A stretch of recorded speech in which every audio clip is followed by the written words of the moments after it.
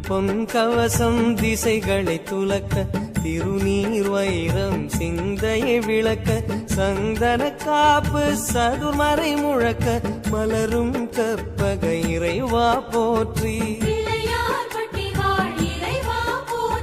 கலியுகம் காக்கும் கணபதிநாதா வலம்புரிநாதா அபயம் அபயம் அபயம் அருளும் இறைவா போற்றி.